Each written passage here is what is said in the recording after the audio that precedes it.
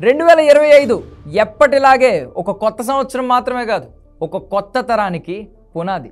ఎందుకంటే ఈ రోజు నుంచి పుట్టే వాళ్ళు కొత్త తరానికి చెందిన వాళ్ళు కాబట్టి. కల్కి 2898 ADలో చెప్పినట్లు రేపటి కోసం అన్నమాట. 2025 నుండి 2039 వరకు పుట్టే వాళ్ళని ఏమని పిలుస్తారో తెలుసా? బీటా జెన్ లేకపోతే జెన్ బీటా అని పిలుస్తారు. మనలో ఇప్పటి వరకు ఎవరు ఏ జనరేషన్స్కి చెందిన వాళ్ళమో తెలుసుకుందామా? సో ముందుగా సైలెంట్ జనరేషన్ 1928 నుంచి 1945 మధ్య పుట్టిన వాళ్ళు, అంటే నియర్లీ 80 to 97 ఇయర్స్ మధ్యలో ఉంటారనమాట. మోస్ట్లీ మన ముత్తాతల జనరేషన్ ఇది.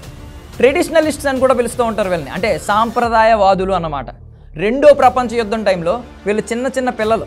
ఆ తరువాత జనరేషన్ బేబీ బూమర్స్, అంటే 1946 నుండి 1964 మధ్యలో పుట్టిన వాళ్ళు అనమాట. మోస్ట్లీ మన తాతల యుగం, మన తాతలు నాన్నమ్మలు ఎక్కువగా ఉంటూ ఉంటారు. ఇండిపెండెన్స్ తర్వాత పుట్టిన జనరేషన్ అనమాట. ఆ తరువాత జనరేషన్ జెన్ ఎక్స్, అంటే 1965 నుండి 1980 మధ్యలో ఉన్న వాళ్ళు అనమాట. అంటే 44 నుండి 59 సంవత్సరాల మధ్యలో ఉంటారు. మోస్ట్లీ మన తండ్రుల కాలం. ఈ జనరేషన్ వాళ్ళే ఇండిపెండెంట్గా బ్రతకడం నేర్చుకున్నారు, నిర్ణయాలు ఎలా తీసుకోవాలో నేర్చుకున్నారు. కాకపోతే కొంచెం కన్ఫ్యూజ్డ్గా ఉంటారనమాట. టెక్నాలజీ వీళ్ళ దగ్గరే బాగా స్టార్ట్ అయింది, ఫినాన్స్ గురించి బాగా తెలుసుకున్నారు.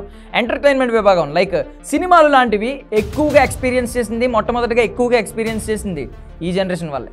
ఆ తర్వాత జనరేషన్ జెన్ వై, వీళ్ళని మిలీనియల్స్ అని కూడా పిలుస్తూ ఉంటారు. అంటే 1981 నుండి 1996 మధ్యలో పుట్టిన వాళ్ళు, అంటే 28 నుండి 44 సంవత్సరాల మధ్యలో ఉంటారు. మోస్ట్లీ మన ఫాదర్స్కి మనకి మధ్యలో ఉండే ఏజ్ గ్రూప్ అనమాట. లైక్ మన అన్నయ్యలు, బాబాయిలు, మావయ్యలు ఇలాంటి వాళ్ళు ఉంటూ ఉంటారు. టెక్నాలజీ బాగా డెవలప్ అయింది వీళ్ళ దగ్గర, ఇంటర్నెట్ అభివృద్ధి చెందింది, అండ్ ఆర్థికంగా ఇబ్బందులు ఫస్ట్ వీళ్ళే ఎక్స్పీరియన్స్ చేశారు. ఆ తర్వాత జనరేషన్ జెన్ జీ, వీళ్ళని జూమర్స్ అని కూడా పిలుస్తూ ఉంటారు.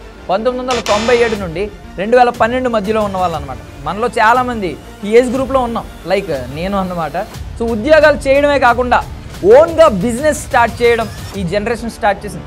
ఈవెన్ స్టార్టప్స్ అవి ఇవి అని కొత్త ఐడియాలు ఈ జనరేషన్ వాళ్ళు క్రియేట్ చేశారు. వెదర్ మీద కూడా వీళ్ళకి బాగా అవగాహన ఉంది. సో ఆ తరువాతి జనరేషన్ ఆల్ఫా జనరేషన్, అంటే 2013 నుండి 2025 మధ్యలో పుట్టిన వాళ్ళు. మోస్ట్లీ పీపుల్ ఇంకా స్కూల్ ఏజ్లో ఉన్నారనమాట. చాలామంది టీనేజ్లో కూడా ఎంటర్ అయ్యారు. సో వీళ్ళకి క్రియేటివిటీ చాలా ఎక్కువ, టెక్నికల్లీ కూడా బాగా ఎక్స్పర్ట్స్ వీళ్ళు, అంటే టెక్నాలజీని బాగా యూజ్ చేసుకుంటారు. అంటే వీళ్ళ జనరేషన్ ఏంటంటే ఎక్కువగా డివోర్సు, ఈ పేరెంట్స్ ఇబ్బందులు పడడం ఎక్కువగా చూస్తూ, సో వాళ్ళ పేరెంట్స్ ఇబ్బందులు కూడా దాని ఎఫెక్ట్ కూడా వీళ్ళ మీద పడుతూ ఉందన్నమాట. ఇక కొత్త జనరేషన్ అంటే beta gen or gen beta అనమాట. 2025 నుండి 2039 మధ్యలో పుట్టబోయే వాళ్ళు, అంటే ఇకపై పుట్టబోయే వాళ్ళు. ఆర్టిఫిషియల్ ఇంటెలిజెన్స్ వీళ్ళ లైఫ్లో ఒక భాగం అనమాట. చాలా రొటీన్ వీళ్ళకి, అండ్ ఆటోమేషన్ అనేది బాగా అలవాటుగా మారిపోతూ ఉంటుంది. సో వీళ్ళ ఇక నుంచి రోబోలతో పని చేయించుకునే జనరేషన్ అవుతారు. సో వీళ్ళు ఒళ్ళుంచి పని చేయక్కర్లేదు, వీళ్ళు బుర్ర వాడి పని చేయక్కర్లేదు.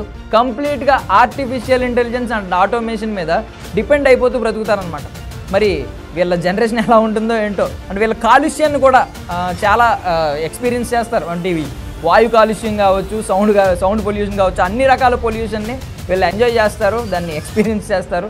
సో ఇంతకీ మీరు ఏ జనరేషన్లో పుట్టారు? కమెంట్ చేయండి.